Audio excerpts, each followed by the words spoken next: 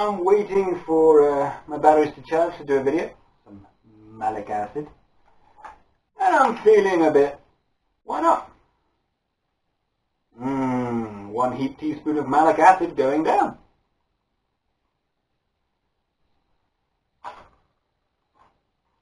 The only problem is,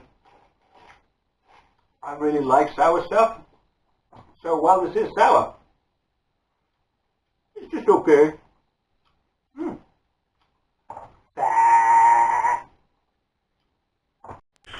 Hello homebrewers, and welcome to my channel. So for a longest time, it's actually been over a year, I have wanted to make a pine needle wine, but I don't think it's going to work. So I'm not going to do that. Instead, I'm going to be making a cider that I'm going to imbue with the power and the essence of spruce. And drink a beer. So my plan is to use my spruce bough thing as kind of like hops to give the apple juice a mild aftertaste of pine. Or spruce, but you know, the same thing. I'm going to call it pine for simplicity. So I went and cut this off fresh this morning. It's nice and sticky and fresh. The sap has started to flow, so hopefully I'll get a good flavour from this. And hopefully it won't be like retsina, which is the Greek drink, where they take wine, store it in a barrel made of pine and seal it with the sap. Supposedly it tastes like toilet cleaner and bumhole. And I'm not going for that. I'm going for a much milder, kind of piney aftertaste. So I'm using the cheap and cheerful apple juice, because it's 100% apple juice. To colour it, I'm going to be using the peel of these red apples, so I can eat the apples and just don't eat the outside. And hopefully this will give it a bit of a red hue to make it just a little bit different. Now instead of using tea, what I'm going to be using is malic acid. Now I got this from Amazon because it was really difficult to find.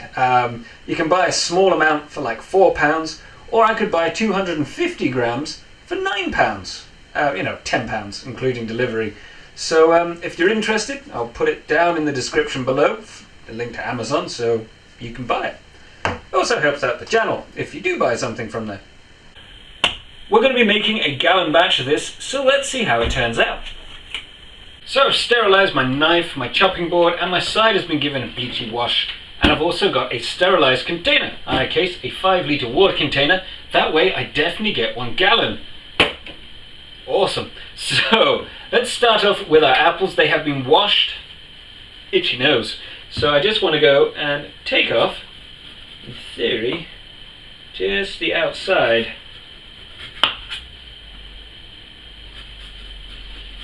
Because I want to add a red hue to the cider. It's not really for anything apart from aesthetics. So at least if I make something terrible, hopefully it will look pretty. That's the plan anyway. You got to be pretty quick with this part, mainly because I want it to take on the red hue and not the brown of the oxidized apple. Now you can use a peeler, that would probably be a lot easier, but I picked up a knife. So in this goes straight away. In it goes, and funny enough my chopping board has taken on a sort of red pigment. So in theory it should work. There we go. And now, to stop it from oxidizing and turning the inside brown, I'm going to add a litre just to cover over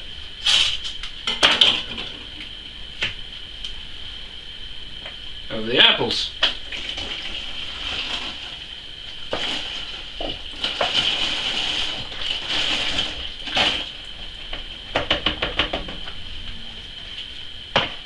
There we go. So now I can work on my stick. Now I'm going to weigh the stick once I've taken off the bark. Don't want the bark because the underneath is sterile. It's just the outside that's not, in theory. So, ooh, it smells very piney. So how much does this stick weigh? Got my scales to have wet down. And it weighs 12 grams, 12.1 if you want to be funny about it. But in goes my stick. My stick of flavouring. So I'm just going to get cleaned up and we're going to start adding in all the extras.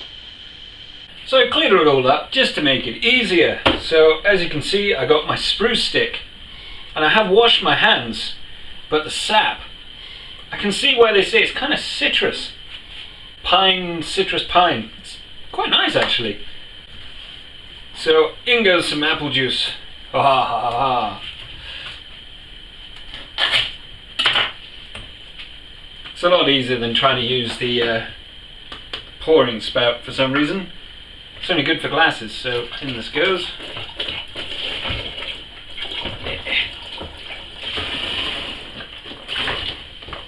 There we go. It's also getting a lot of air in there, which is nice. And one more for luck.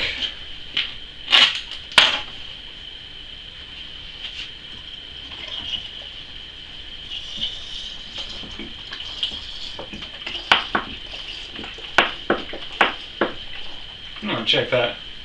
It's very slightly over the 5 litre mark. Do you get what you pay for? So anyway, here is 5 litres of juice. It's got the red in there from the gala apples. It's got the spruce stick. So now comes the fun part. Let's test it with a hydrometer. Put the lid on. So here's my hydrometer. There is approximately 110 grams of sugar in one of these cartons, so that should be about 6%. So hopefully before we start, let's give this a go.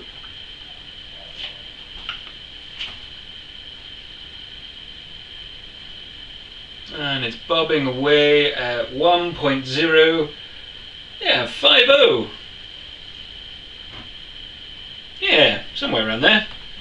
So it's actually got slightly more sugar in there. That's not bad. It's very respectable.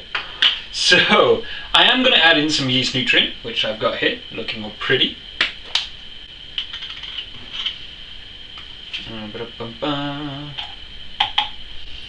Got them. Which I'm adding in 1 teaspoon. Just to make sure it gets off to a good fermentation. And now comes my malic acid. Now you can add malic acid in before or in after. You can use a pH meter, but I know that it's kind of lacking a bit of tartness to it. It's the only downside to using store-bought cider.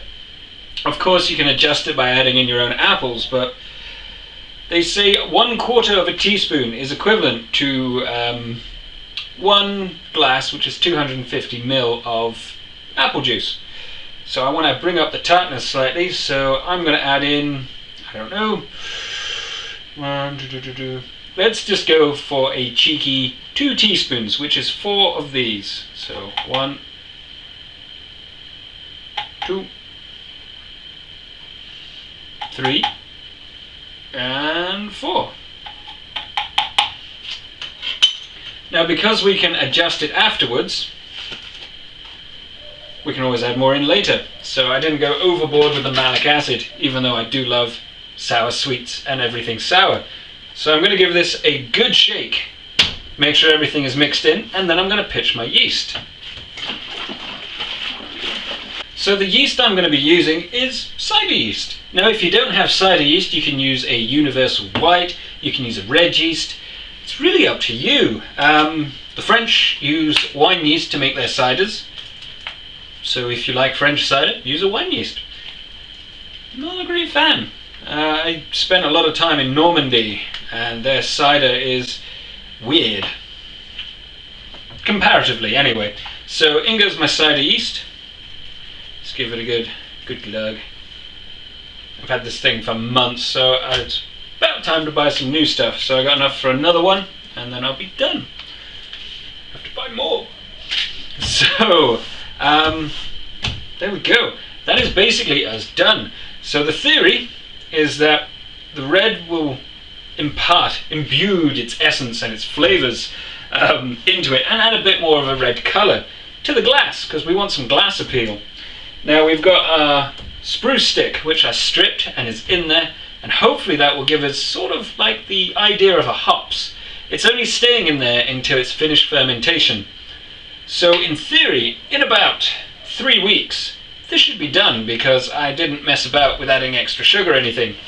And hopefully this will end up somewhere around the 5.5–6%. Then we're going to bottle it, and I'm going to make it carbonated because I never do that. Yeah.